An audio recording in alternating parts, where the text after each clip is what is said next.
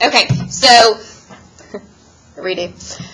How we're going to find our surface area is we are going to break this prism apart into our two triangulars, or into all of our 2D objects. Okay, so I've got two triangles here, and then all my faces are rectangulars, and I have three of those, three rectangular faces. So then I'm going to find the area of each object, each shape, and then add them together. Okay. Somebody tell me what the area of a triangle is. I cannot talk today. Casey. 1/2 base times height. Okay. That's how you're going to find the area of your triangles. And then how am I going to find the area of my rectangles? Coop. Base times height. Base times height, or more technically, it's length times width. Okay. So that means I've got to do 5 different calculations. But do I really have to do 5? No. These two are the same, right? So I could just find the area of 1 and multiply it by 2. Here's where it gets tricky. All of your faces are not always going to be the same dimensions. Okay? So if I look at this one face right here, what are my dimensions of that rectangle? 14 length, 3.6 width, right? What about this triangle right here, or rectangle, sorry, right here? Oops. What are the dimensions of that one?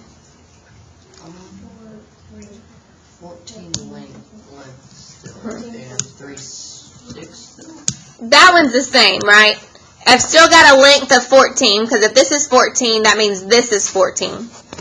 And then this is 3.6. So since they didn't tell me another length of that one over there, I can assume that that one's 3.6 as well. Okay. So that one happens to be the same. But what about this bottom? You can see this.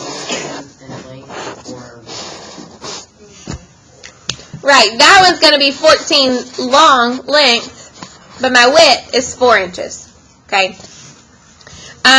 So since 2 of them are the same, you could find the area of 1 and multiply that by 2. But then you're still going to have to come over here and find the area of this one and add them all up together.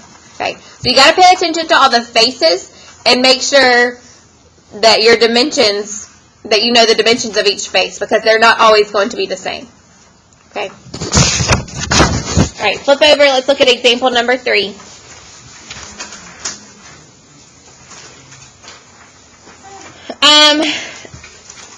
We've got a package, and we need to find the surface area. So the first thing they did was they found the area of each triangle. Okay, so if you look at that triangle, my base is 4, and then this is telling me that the height is 3. So it's going to be 1/2 times 4 times 3, which gives me 6. Okay, so that's the area of my triangle. Then I need to find the area of the 2 rectangles. So they are using the 14 and 3.6. So they're using this back rectangle and then this front rectangle. Okay. The third one is where it's different. So that base, that bottom rectangle. You've still got a length of 14, right? But my width is now 4. So once you find the area of that, you get 56. And then add them all up together. So I had 2 triangles, so I've got 6 plus 6, plus 2 of the same rectangular faces, so 50.4 twice. And then that third rectangle is 56. So add them all up together, your surface area is 168.8 cubic inches. Okay.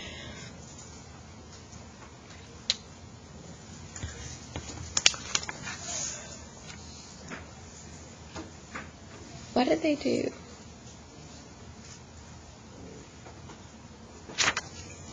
Okay, any questions on that?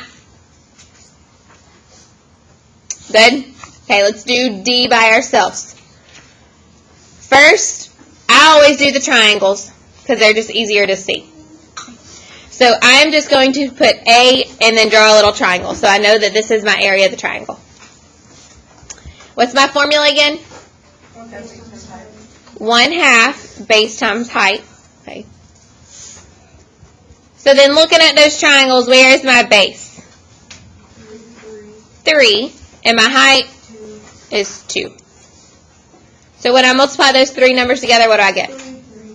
3. 3 times 2 would be 6. Divide that by 2, so you should get 3. Okay. How many of those do I have? 2. So if I'm finding my surface area, I know I'm going to have to do 2 times 3.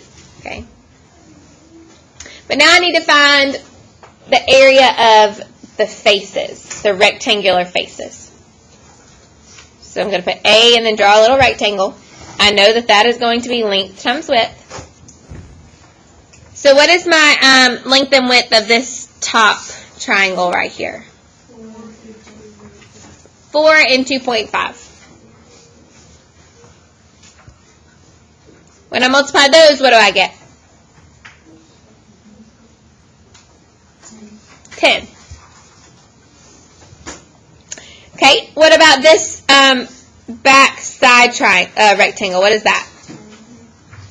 It's 10 as well. Those dimensions are the same. Okay, so I'm going to have to add.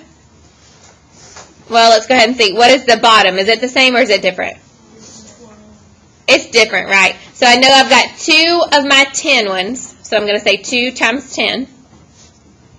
And then I need to find the area of that third one, which is this bottom one, which you all just said was 4 times 3, which would give you 12. Okay. So then I'm going to add 12 to that.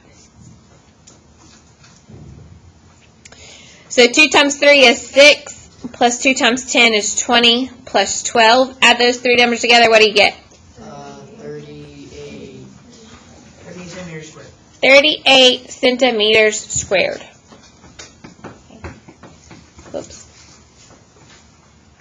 Yes. Are you not supposed to multiply 4 by 2? Multiply what? 4 by 2? No, because I only have one base that is that length. See, I've got 3 rectangles. I had 2 of these, 2 of my 10s. So my bottom one, I just had 1 of that.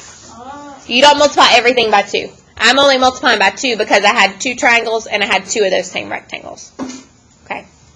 If you don't want to multiply, just add them all. So you could say 3 plus 3 plus 10 plus 10 plus 12. If the multiplying by 2 confuses you. Okay. Any questions on that? So you're just finding the area of all of the 2D objects that make up that prism. And then add them all together. Does that make sense? Okay. There's a few that I want to show something to you because you can't really tell the pictures. Look at number 15 and 16 real quick. If I needed to find the area of that triangle, how would I know what my base and my height is? Okay. Casey. You do 4 and 7. Abby. Where is the angle? Yeah. If you look down here at the bottom, they've given you this 90-degree mark right there, that symbol. So it tells you that those 2 legs meet together at a 90-degree angle. So those are the 2 that you want. So if this is 5, then this has to be 5, right? So that means that this would be 3 and this would be 4. So your 3 is your base. Your 4 is your height.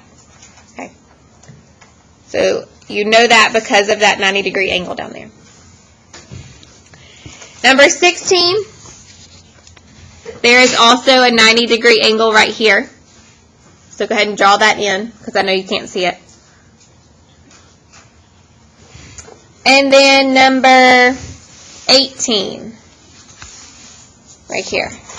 There is a 90-degree angle mark right there. Okay. So it's telling you that that is a 90 degree. Does that make sense? Okay. You can skip number 19 and number 6. So everything else you're doing for homework, you should have finished the rectangular ones last night. Today you're finishing all the other ones except 6 and 19. Just cross those out. Does that make sense? Who? gotta practice. No, you don't do guided practice. So you should be able to finish most of this and not have any homework over spring break. You got a good bit of time.